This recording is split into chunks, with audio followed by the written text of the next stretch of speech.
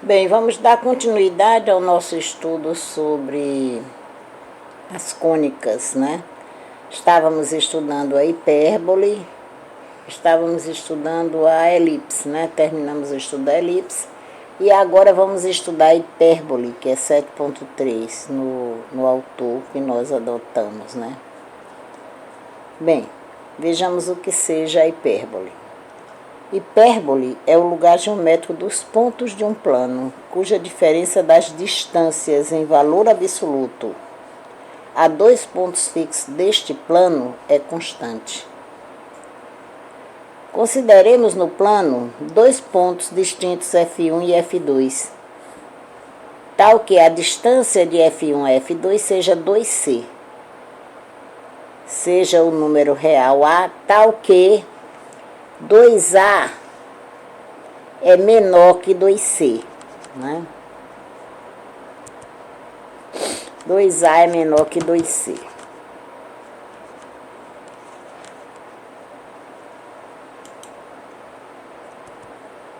Então, ao conjunto de todos os pontos P, tal que o módulo, o valor absoluto dessa diferença, distância de PF1 menos distância de PF2 em valor absoluto, isso seja 2A. Ou seja, o módulo do módulo de PF1 menos o módulo do vetor PF2 seja 2A. Dá-se o nome de hipérbole. Então, vejamos aqui a figura. Olha só.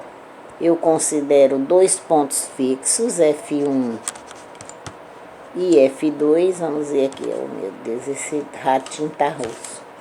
Tá aqui, F1 e F2, dois pontos fixos. A distância de F1 a F2, eu estou dizendo que é 2C. E eu digo que um ponto P pertence à hipérbole se em valor absoluto a diferença de P a F1 e de P a F2, quer dizer, PF1, esse vetor, menos, em valor absoluto, menos PF2 em valor absoluto, isso daí é 2A, né? Como está aqui, ó.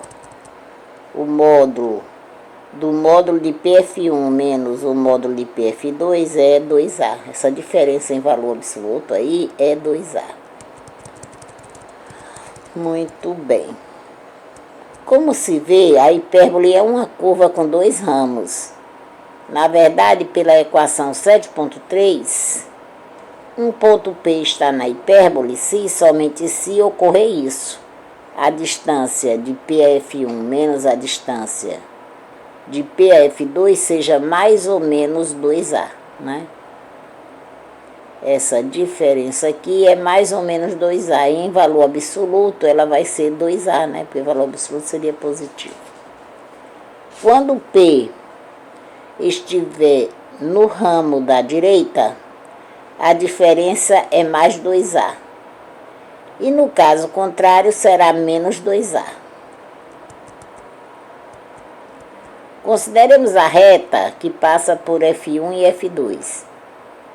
E sejam A1 e A2 os pontos de interseção da hipérbole com esta reta.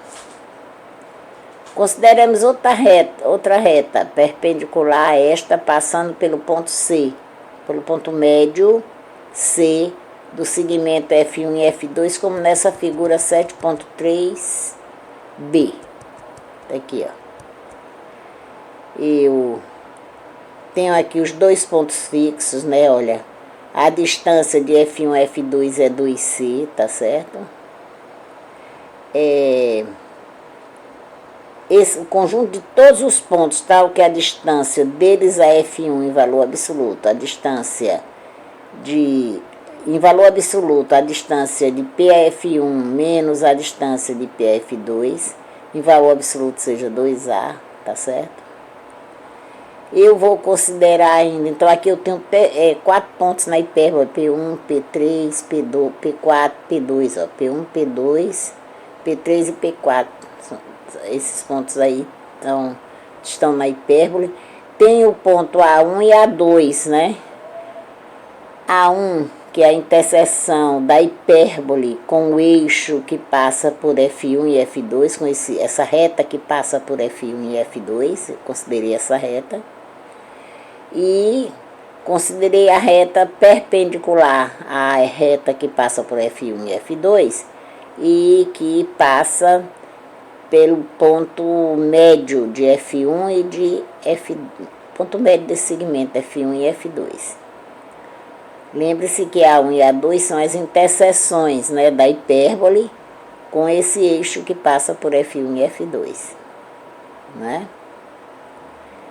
Então, essa distância de A1 até A2 é 2A. A distância de F1 a F2 é 2C. 2A é menor do que 2C, né? Outra coisa também que ele vai falar é sobre a hipérbole como curva simétrica. A hipérbole é uma curva simétrica em relação a essas duas retas, né? A que passa por F1 e F2 e aquela que é perpendicular, que passa por F1 e F2 e passa pelo ponto médio de F1 e F2.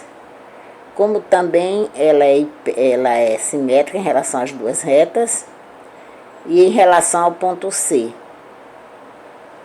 Olha só aqui, veja aqui, ó. Ela é simétrica em relação a essa reta aqui. Se P1 está na hipérbole, P2 está na hipérbole. Se P3 está na hipérbole, P4 está na hipérbole, né? Ela é simétrica em relação a essa reta aqui. É simétrica também em relação a essa, ó, que passa pelo ponto médio aqui de F1 e F2 e é perpendicular que passa em F1 e F2. Se P1 está, P3 está. Eles são equidistante, ó. Se P2 está, P4 está. Um está num ramo, outro está no outro. Eles são equidistantes, né? E é simétrica também em relação a esse ponto médio C aqui, de F1 e F2. Se P1 está, eu vou ter um aqui equidistante, que é em P4 no outro ramo.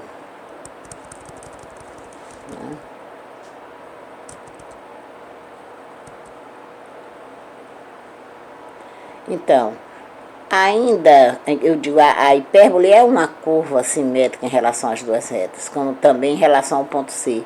Se P1 é o ponto da hipérbole, existem esses pontos aqui, P2, P3 e P4, tais que P2 é simétrico em relação a P1, em relação à reta horizontal, em relação a P aqui. Se P1 é um ponto da hipérbole, existem esses pontos, P2, P3 e P4, tais que P2 é simétrico de P1 em relação à reta horizontal. P3 é simétrico a P1 em relação à reta vertical. E P4 é simétrico de P1 em relação ao ponto C, né? Ainda, pela simetria, conclui-se que a distância de A1 a F é igual à distância de A2 a F. E da definição vem assim, que da distância de A1 a A2 vai ser 2A. Os elementos da hipérbole, quem são eles? Da hipérbole são os focos, que é F1 e F2, a distância focal, que é a distância entre os focos, que é 2C, o centro, que é o ponto médio do segmento F1 e F2, né? E os vértices, que são A1 e A2, o eixo real transverso, que é o segmento A1 A2 de comprimento 2A, o eixo imaginário ou conjugado, que é o segmento B1 B2, esse aqui, ó, de comprimento 2B. O valor de B é definido através da relação C2 é igual a 2 mais B2, onde A, B e C são as medidas dos lados do triângulo retângulo B2, C e A. Vamos ver aqui na figura aqui em cima. Olha, tá certo? Veja bem, A1 é um ponto da hipérbole, A2 também, ó. esse eixo aqui A1, A2 é o eixo real, tá certo? Não é? Esse triângulo aqui, B2CA2, é um triângulo retângulo, né? E me diz que C2 vai ser A2 mais B2, tá certo? Esse eixo aqui é um eixo imaginário, B1, B2, ó. É um eixo imaginário. Bem, C2 é igual, então, a A2 mais B2, né? Vamos fazer ainda uma outra consideração em torno de A, B e C. Vamos considerar uma circunferência de raio C, e cujo centro é o próprio C grande, esse ponto da hipérbole, né? Esse ponto médio de F1, F2. E cujo centro é o próprio centro C da hipérbole, né?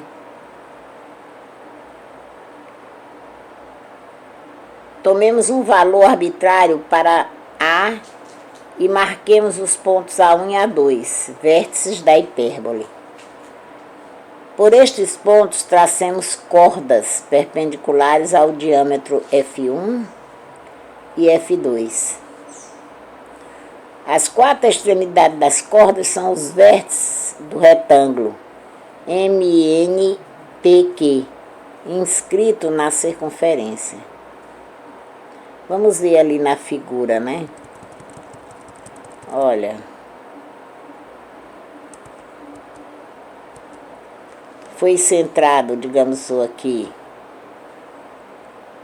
um compasso aqui em C, e com essa distância aqui A, uma distância qualquer, né?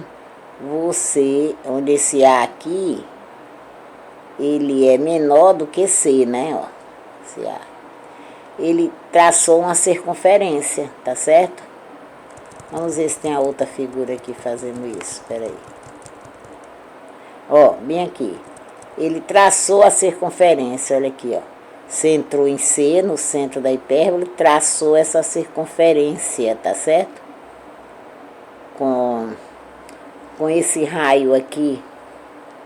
Aliás, ele traçou essa circunferência com um raio de um tamanho aqui qualquer, não foi? Pegou esse, no caso aqui, ele pegou esse tamanho aqui, ó, C. Tá certo? C pequeno o raio. O raio foi C pequeno, não foi qualquer. Aí ele traçou essa circunferência, ó. Aí ele... essa circunferência está passando por F1 e F2, tá certo? Não é? E aí ele disse, olha, essa circunferência aqui, ela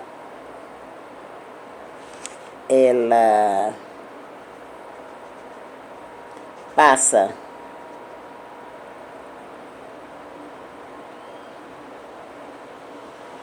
vamos ver aqui, o que é que ele quer com isso aqui, vamos ver aqui, ó, peraí, ele vai pegar as assíntotas, né, ó, mas antes eu quero ler bem aqui com vocês, espera aí, ó. Vamos fazer ainda uma outra consideração em torno de A, B e C. Consideremos uma circunferência de raio C. Olha, a circunferência não é com raio qualquer, raio C. E o centro, e cujo centro é o próprio centro C da hipérbole. Tomemos um valor arbitrário para A e marquemos os pontos A1 e A2, vértices da hipérbole. Vamos ver bem aqui. Bem aqui, assim. Ele centrou em C. Com esse C aqui, que é o centro da hipérbole, com o raio do tamanho do centro aos focos, no caso o foco F2 ou F1, que é C, ele traçou a circunferência, tá certo? Não foi? Traçou a circunferência, ó. Aí, Depois disso, poxa, passei de onde eu queria. Ele fez essa consideração aqui, né? Tomou um valor arbitrário para A e marcou os pontos A1 e A2. Vamos ver aqui. Tomou um valor arbitrário para A. Preste bem atenção aqui. Fui lá pra cima sem necessidade, menina. Viu? Tomou um valor arbitrário aqui para A.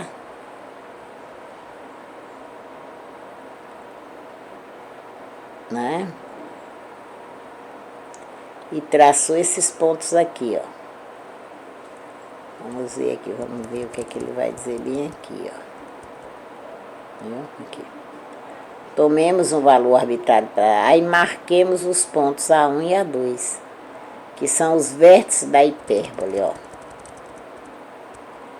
Tomou um valor arbitrário para A e marcou esses pontos A1 e A2, que ele vai chamar de vértices da hipérbole, tá certo?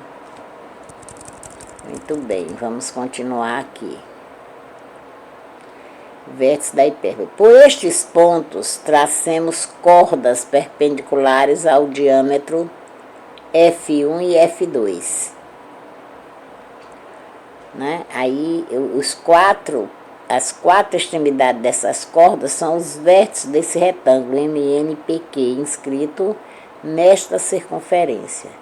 Olha o que é que ele fez, ó. Ele traçou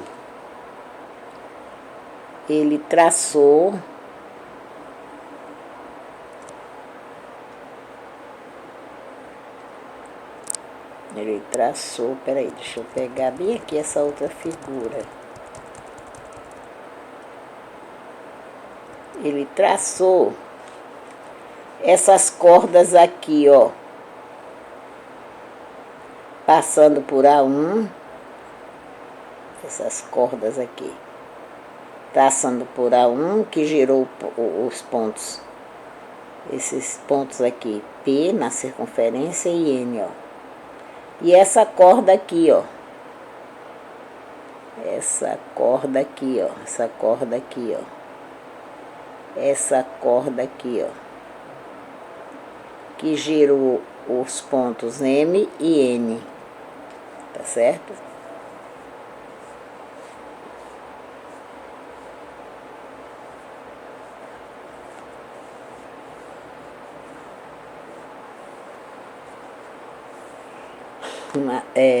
Na circunferência, né, ó.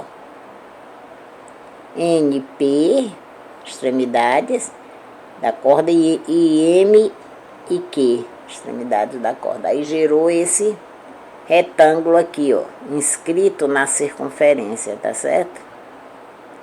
Gerou esse retângulo inscrito na circunferência. Aí ele vai falar sobre as assíntotas. Vamos ver aqui. Aí, bem, vamos ver aqui em cima mais um pouquinho para a gente dar continuidade. O retângulo assim,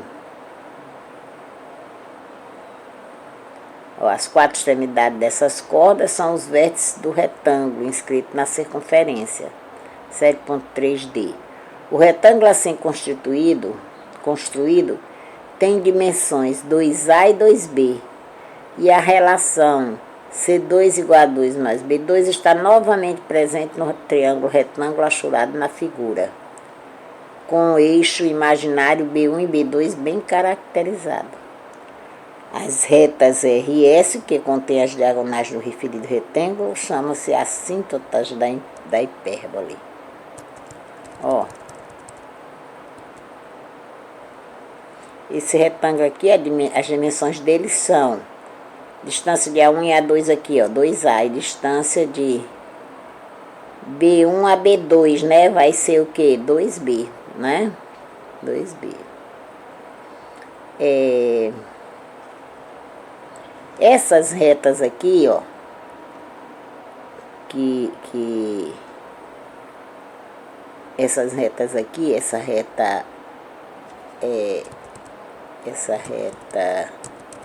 aqui que ele chamou de R, ó, que passa por M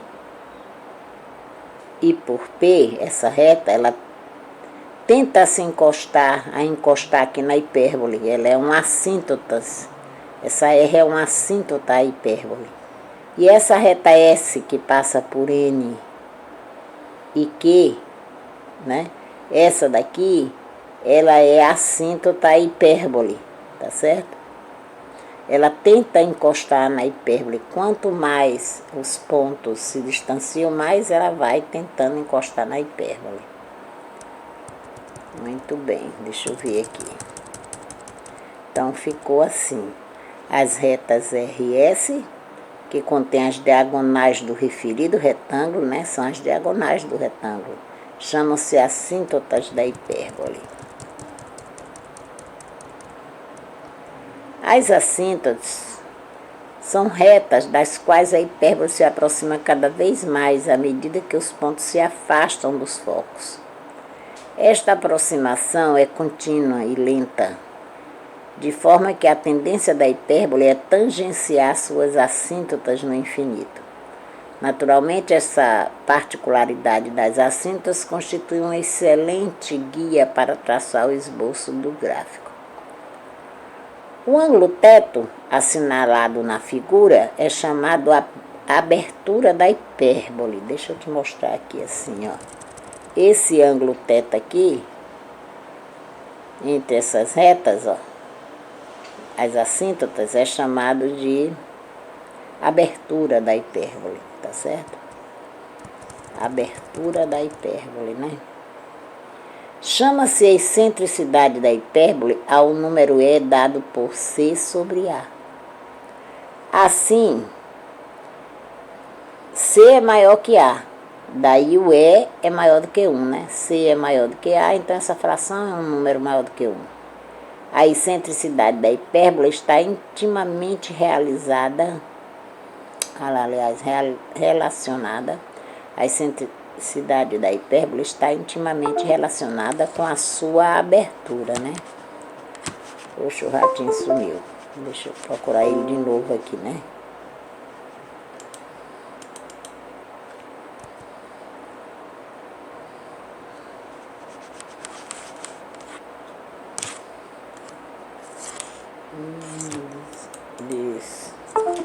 Desligou? Não, tá aqui.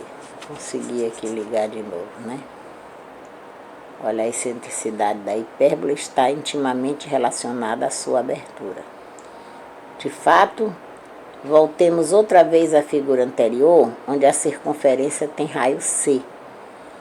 Mantendo o raio C da figura 7.3.D e tomando um valor para A menor que o anterior, o novo retângulo MNSPQ será mais estreito e, em consequência, a abertura θ será maior, né? Isso você pode ver aqui,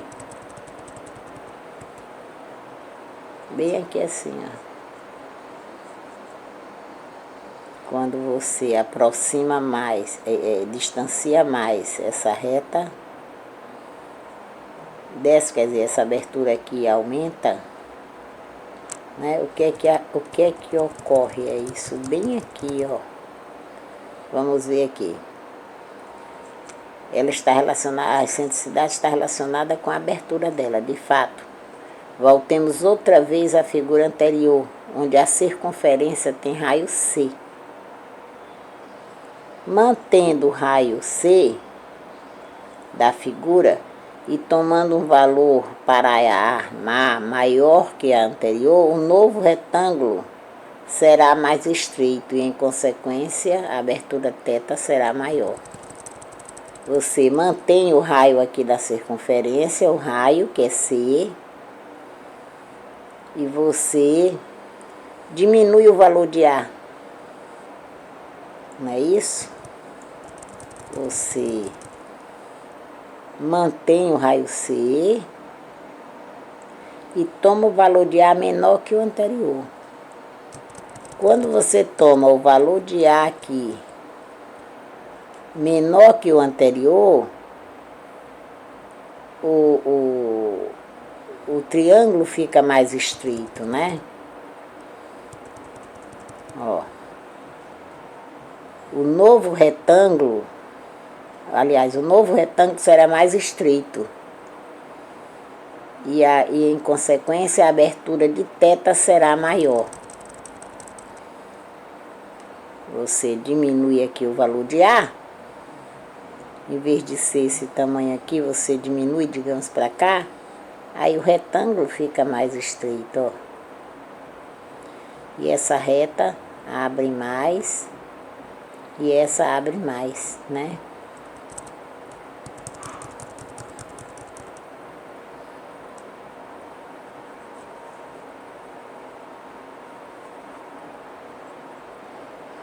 Mantendo A, mantendo o raio C nessa figura e tomando o valor de A menor que o anterior, o novo retângulo será mais estreito. Em consequência, a abertura θ será maior. Quer dizer, as retas se abrem mais, tá certo? As retas se abrem mais, né? Ora, diminuir o valor de A mantendo C fixo significa aumentar o valor de E, que é C sobre A. Assim, quanto maior a excentricidade, maior a abertura, ou seja, mais abertos estarão os ramos da hipérbole. Assim, ó, como está aqui, ó. As retas aqui, ó, elas se abrem mais. E os ramos da hipérbole, porque elas são assíntotas, né, vão se abrir também mais, como está aqui, ó. Quando A é igual a B, o retângulo MNPQ se transforma num quadrado. E as assíntotas estão perpendiculares, quer dizer, θ é 90 graus. A hipérbole, neste caso, é denominada hipérbole equilátera, esse caso aqui, ó.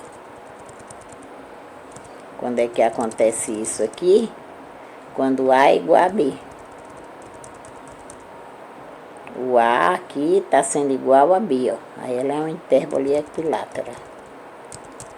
Vamos ver aqui a equação da hipérbole de centro na origem do sistema. Bem, seja aliás, o centro é na origem do sistema. O eixo real está sobre o eixo x, o primeiro caso.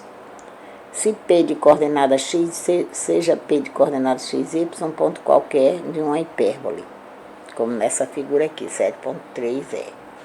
Os focos F1 menos C0 e F2 C0. Por definição, o módulo da distância de PF1 menos a distância de PF2 é 2A. Em coordenadas é isso aqui, ó, como está aí, não é? Está aqui a figura. Com o procedimento de simplificação análogo ao que foi feito na dedução da equação da elipse, lembrando que C2 é A2 mais H2, chegaremos a esta equação. Vocês podem desenvolver isso. Substitui, vai arrumando, tá certo? E chega nessa equação, que é a equação reduzida da hipérbole de centro na origem, eixo real sobre o eixo x. Olha, o A está sobre x, ó. Ela é assim. Ela vem, aliás, não é que o A esteja sobre x. O que caracteriza que ela tem centro na origem e o eixo real sobre o eixo x é que o minuendo, isso aqui é o minuendo, né? Isso aqui é o subtraindo. O minuendo, que é esse primeiro termo da diferença, é em x, tá certo? É em x. Aí isso aqui significa equação reduzida, onde o eixo real está sobre o eixo x e o vértice está na origem, tá certo? O segundo caso, o eixo real está sobre o eixo y. Da mesma forma que foi feito ali. Como já ocorreu com a parábola e a elipse, a equação desta hipérbole somente difere da anterior pela troca de posição das variáveis. Então, o minuendo é, esse termo aqui é em y, ó, y2 sobre A2 menos x2 sobre B2 é 1. Quando eu olho para a equação dessa, a primeira aqui é menos, e o primeiro termo é em y. Então, esta forma aqui é de uma equação reduzida da parábola, né, em que o eixo real é o eixo y. O eixo real dela, que é essa distância, esse eixo aqui, ó, aliás, esse eixo aqui, A1, A2, esse eixo que passa por A1 e A2, é o eixo real, está sobre o eixo y, aí, é o eixo y. Por exemplo, a hipérbole da figura a seguir tem a equação dada assim, ó. Eu olho para essa equação e digo, isso é uma hipérbole. Aqui é menos, aqui é x2 sobre A2, y2 sobre B2 igual a 1. Ou x2 sobre 9 menos y2 sobre 4 é 1. Então, essa hipérbole, o A dela é 3, ó. O B é 2, né? E o eixo dela é o eixo x. Observações. Para obter os vértices A1 e A2, fazemos y igual a 0 na equação, daí vem x2 sobre 9 é 1, ou yx é mais ou menos 3. Logo, o A1 é menos 3, 0, e o A2 é 3, 0. Se fizermos x igual a 0 na equação 1, obtemos isso aqui.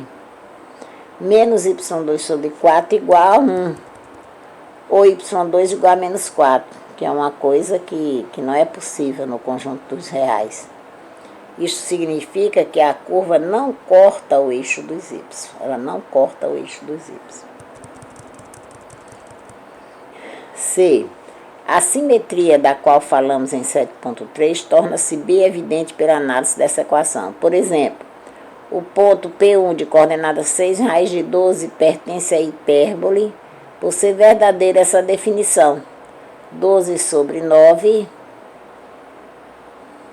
aliás, 36 sobre 9, menos 12 sobre 4, vai dar 1. 36 sobre 9 é 4 e 12 sobre 4 é 3. 4 menos 3 é 1.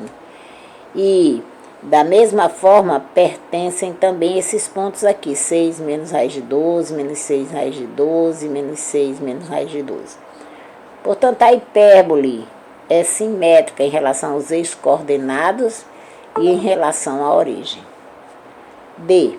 As assíntotas são retas que passam pela origem e, portanto, tem a equação do tipo, ó, y igual a mx, sendo m a declividade.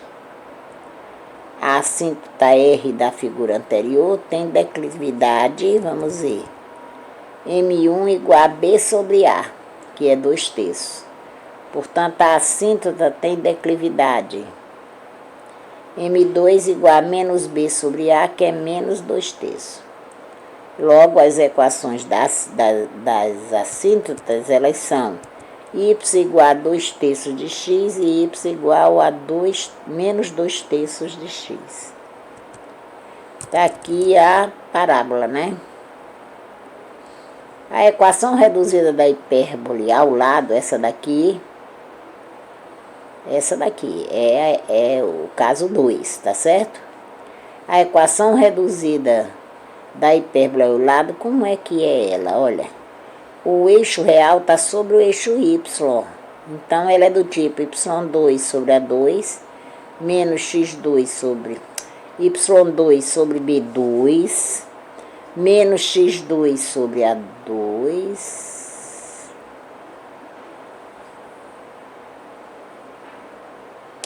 eu estou falando errado, é y2 sobre A2, porque veja bem, vamos ver bem aqui assim, peraí, deixa eu voltar bem aqui que eu estou fazendo besteira, né, olha aqui, fazer, voltar, olha como é que ela é, ó, Voltar mais, bem aqui assim, ó. O eixo real está sobre o eixo y, então ela é do tipo y2 sobre A2 menos x2 sobre B2 igual a 1. Agora, se o eixo real estiver sobre o eixo x, ela é assim, ó. Cadê ela? O eixo real está sobre o eixo x, vamos ver aqui. É x2 sobre A2 menos y2 sobre B2 igual a 1. Então, quando eu olho para essa equação aqui, cadê ela? Para essa hipérbole,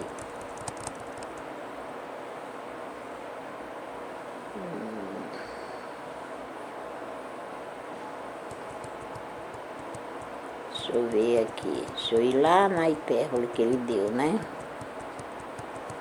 Ainda não é aqui, aqui, essa segunda questão aqui, ó.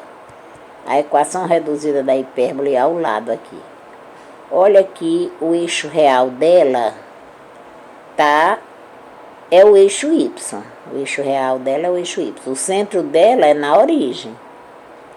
Se o eixo real dela é o eixo y, então y2 sobre A2 menos x2 sobre B2 é 1.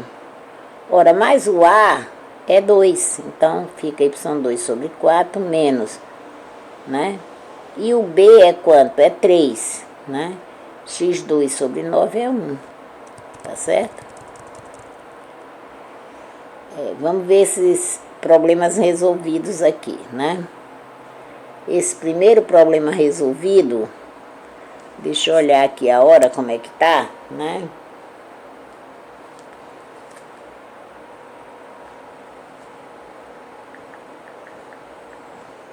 Deixa eu olhar aqui a hora rapidinho, né?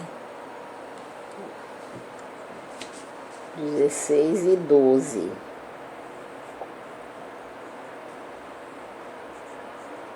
Então dá 16h15. Tá em 16h12. Então eu vou deixar, era para ser 16h15. Eu vou deixar os problemas resolvidos, né? Pro próximo vídeo. Eu vou então encerrar aí, tá certo? Vamos encerrar aí. Esses exercícios resolvidos a gente faz no próximo vídeo, tá bom?